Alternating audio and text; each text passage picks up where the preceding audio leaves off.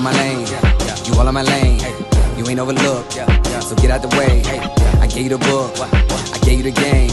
The boy gotta cook, the boy got a flame, Serving in the kitchen like you Nino. Plenty bitchin', whipping different flavors like a bistro. Kick it, dip it, flip it, keep it hunting like a C-note. Switch and keep it pimpin' every single place that he go. I got it. Lathan got the flame, Lathan got the flame. Boy, you know the name, get up out the way. Lathan got the flame, Lathan got the flame. Stay up out the kitchen if you ain't the one that's whipping, huh? Hey, yo, Lathan, man, cook them boys up something real quick, man. What's going on, Bistro family, and welcome back to my channel. Now today we got the most amazing sea scallops, and these are dry sea scallops. So the first thing we're gonna do is make our butter fondue. We're gonna take a teaspoon of water and emulsify some cold butter in there, and I'm only gonna emulsify 4 ounces of cold butter. But this is a very simple recipe. I will also link another video down below to teach you how to do this in depth that I did before on the channel.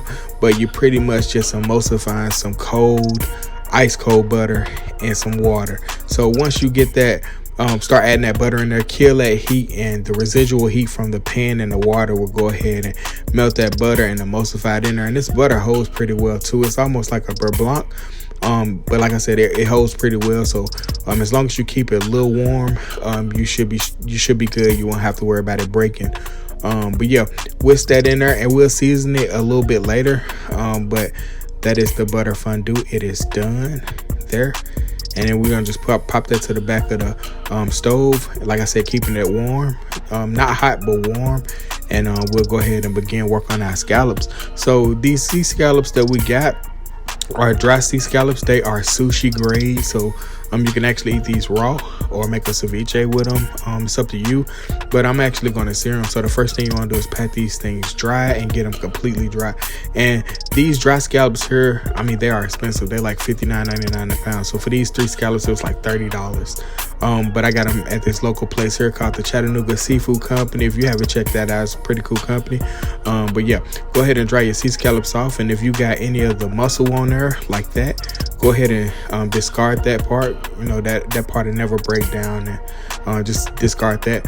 And once you get it dry and you got all the muscles off of them, the side muscles off of them, go ahead and season with some kosher salt and freshly cracked black pepper. And then we're going to sear them on high heat in some canola oil. Make sure that pan is ripping hot before you add your scallops in there, because you want to get a good crusty sear on them, and you do not want these things to steam. Want to cook them kind of quick, because you know when you overcook scallops, they begin to turn into rubber bands. So you want to cook these guys kind of quick over some high heat. And I'm using a non-stick pan. You can use a stainless steel pan. It's up to you.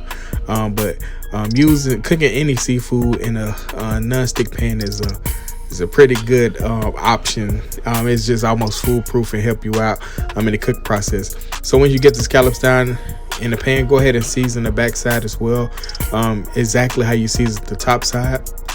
And we're going to let these things go for about 3 minutes.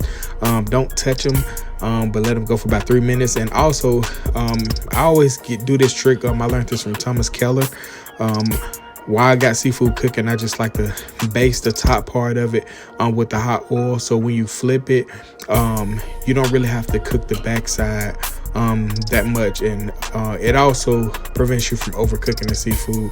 So while I'm basting, it's just kind of cooking the top part as well. So when I flip it, you just need to kiss the scallop with the hot pan, but they'll be pretty much done. But yeah, we're gonna baste this side here. Then when we get to the point where we begin to flip these scallops, look how good that crust is we got. Pretty nice crust. All right, and from that crust, you're going to go ahead and add a knob of sweet cream unsalted butter and a big squeeze of lemon. And I just squeezed a half a lemon in there. So go ahead and add your butter, and that's about a tablespoon and a half of butter. You don't need much butter because you still got a bunch of oil in there. And also we putting this on top of a butter fondue, and like I said, a big squeeze of that lemon. And then we're going to go ahead and baste that.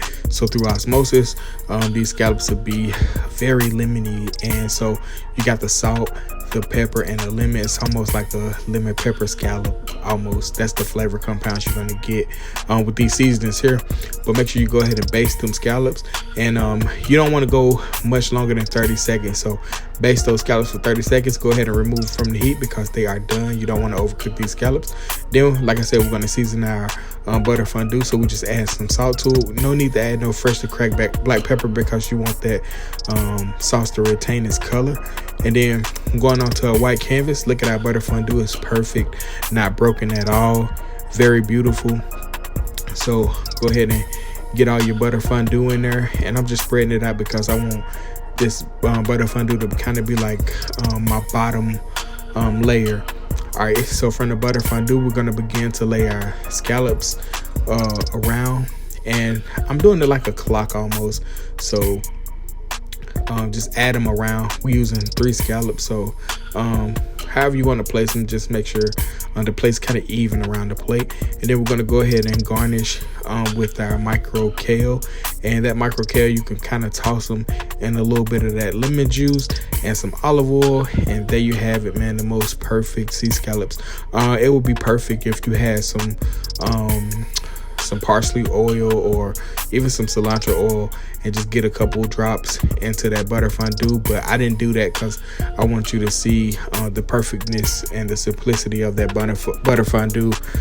I even drained the scallops onto a paper towel just to avoid from any of the broken base liquid getting into that butter fondue, because I want that butter fondue to be perfect at the bottom of this plate. But yeah, man, very simple dish, and just making it be classy. And also, this another tip for the private chefs out there. So this plate right here, it cost me exactly $35 to make. So when you sell this to your clients, this is a $90 plate, man. I'm just being honest with you. So yeah, that's one of them things, man.